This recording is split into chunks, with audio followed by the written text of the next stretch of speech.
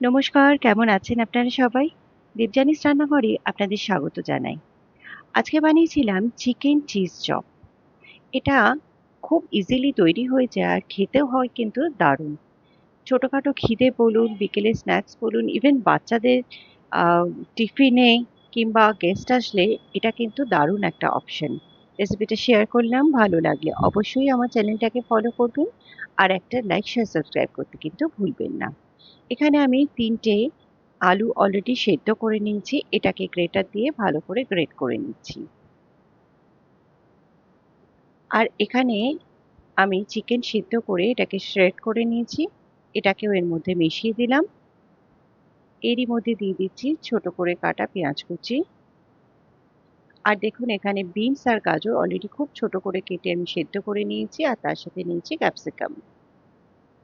দিয়ে দিচ্ছি পরিমাণ মতো নুন, দিয়ে দিচ্ছি একটু গোলমরিচের গুঁড়ো,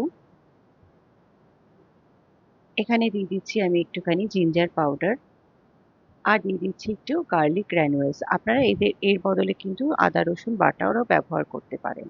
দিয়ে দিচ্ছি একটু চিলি ফ্লেক্স আর দিয়ে দিচ্ছি একটু কিচেন কিং মশলা। এটাতে কিন্তু দারুণ টেস্ট আসে। এবার এখানে দিয়ে দিচ্ছি আমি মজেরেলা চিজ আর একটা প্রসেস চিজ কিউব নিয়ে এটাকেও আমি গ্রেট করে এখানে দিয়ে দিচ্ছি। চিজটা আমি অল্প দিয়েছি, আপনারা চাইলে এর থেকে বেশি পরিমাণ দিতে পারেন। আর এখানে দিয়ে দিচ্ছি ৩ চামচ মতো কর্নফ্লাওয়ার আর দিয়ে দিচ্ছি সামান্য একটু চিনির গুঁড়ো। এখানে দিয়ে দিচ্ছি ২ টো ডিম। এবার এটাকে ভালো করে মিশিয়ে নেব। এটা মেশানো হয়ে গেছে। এবার এখানে নিয়ে নিয়েছি আমি ৩ চামচ কর্নফ্লাওয়ার আর ৩ চামচ ময়দা। এরই মধ্যে দিয়ে দিচ্ছি সামান্য একটু নুন আর গোলমরিচের গুঁড়ো। এবার এটাকে অল্প অল্প করে জল দিয়ে এটার একটা পাতলা স্যারি বানিয়ে নেব। এটা রেডি হয়ে গেছে। আর এখানে নিয়ে নিয়েছি আমি ব্রেড ক্রাম্বস। এরও মধ্যেই আমি একটুখানি নুন আর গোলমরিচের গুঁড়ো দিয়ে দিচ্ছি। এবার এখান থেকে সমান সাইজের একটা বল করে নিয়ে সেটাকে হাত দিয়ে একটুখানি চ্যাপ্টা করে আমি একটা সাইজ করে নিয়ে এটাকে ব্রেড ক্রাম্বসের মধ্যে কোট করে নিয়ে এটাকে ময়দা স্টাডির মধ্যে ডুবিয়ে এটাকে আবারও ব্রেড ক্রাম্বসে কোট করে নেব। এটাকে তৈরি করার পর যেহেতু এটা একটু টেক্সচারটা নরম হয়, আপনারা অবশ্যই একটু ফ্রিজে রাখবেন ভাজার আগে। অন্তত মিনিমাম ০.৫ ঘন্টা এটাকে ফ্রিজে রাখবেন। আর এভাবে কিন্তু করে আপনারা ডিপ ফ্রিজে রেখেও দিতে পারেন, যখন প্রয়োজন নামিয়ে ভেজে নিতে পারেন। এভাবেই প্রত্যেকটাই করে নেব। আমি এইভাবে শেপ দিলাম।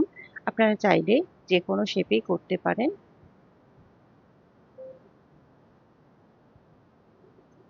একইভাবে সবকটাকে রেডি করে নেব। এবার এটাকে আমি ডিপ ফ্রিজে রেখে দেব অন্ততপক্ষে ০.৫ ঘন্টার জন্য, যাতে এটা ভালো মতো সেট হয়ে যায়। এখানে দেখুন তেল ভালো মতো গরম হয়ে গেছে। আমার চপটাও কিন্তু বেশ ভালো মতো সেট হয়ে গেছে।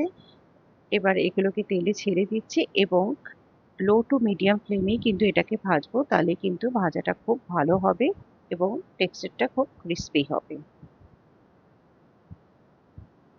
দেখুন এটা সুন্দর মতো ভাজা হয়ে গেছে। এবার এগুলোকে তুলে নেব। নিন, তৈরি হয়ে গেল। খুব সহজে খুব তাড়াতাড়ি কিন্তু এটা তৈরি হয়ে যায় আর স্ন্যাক্সের পক্ষে দারুণ একটা রেসিপি। রেসিপিটা কেমন লাগলো আমাকে জানাতে কিন্তু ভুলবেন না। ধন্যবাদ।